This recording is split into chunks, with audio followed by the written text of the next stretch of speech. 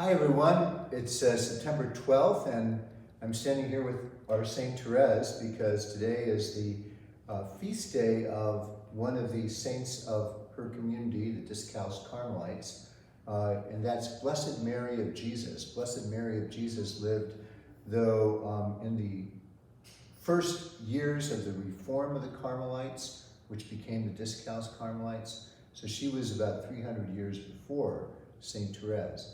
And she lived in Toledo in Spain. That was the Carmel that she joined as a young girl of 17, lived there pretty much all the way through until she died in her 80s. And she was very highly regarded by Saint Teresa of Jesus, the Holy Mother of the Discalced Carmelites, Saint Teresa of Avila.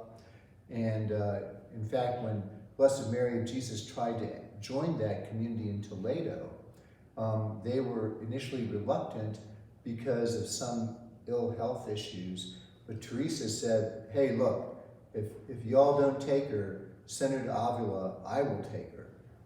She had such a high regard for Blessed Mary of Jesus, who was a great contemplative and had an intense devotion to Jesus.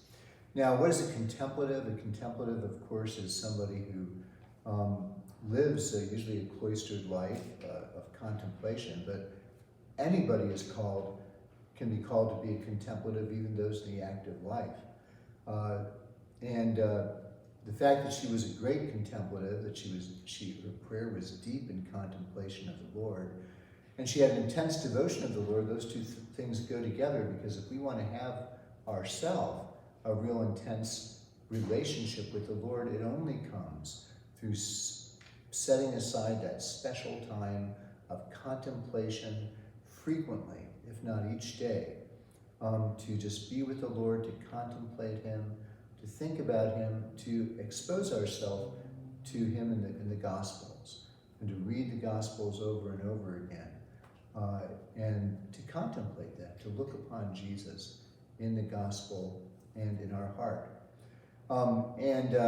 Blessed Mary of Jesus also had received great inspiration from the liturgy, and that's another good example for us, is to maybe through her intercession, when we go to Mass, to really try to apply ourselves and focus in and contemplate what is being prayed, what is being said, because the liturgy is very rich in what it teaches us about what it means to be Christian. Yes, even all the prayers. So we should really unite ourselves with those and see how we can encounter Jesus Himself and learn how to be better disciples of His. So Blessed Mary of Jesus, here's a little quote from her that I thought was pretty cool. She said, "If you have to go on living, it is because you have to live for others. As for taking rest, eternity awaits you." So sometimes people say, well, I don't know why I'm still around or why I'm still alive. Well, Blessed Mary of Jesus said it. If you have to go on living, it's because you have to live for others. So that's something we shouldn't forget. So on Friday, as I said last weekend, it is Jewish New Year. And on that night, although this has nothing to do with Jewish New Year, we're going to see our next movie in our TNT series, and that is a movie called Vision. It is a German movie about the great Saint Hildegard of Bingen, doctor of the church, and the most important woman of the 12th century. She was a Renaissance woman before the Renaissance. That's my title for her, because she lived again in the 12th century. That was before the Renaissance by a few centuries. And yet Saint Hildegard of Bingen could do everything.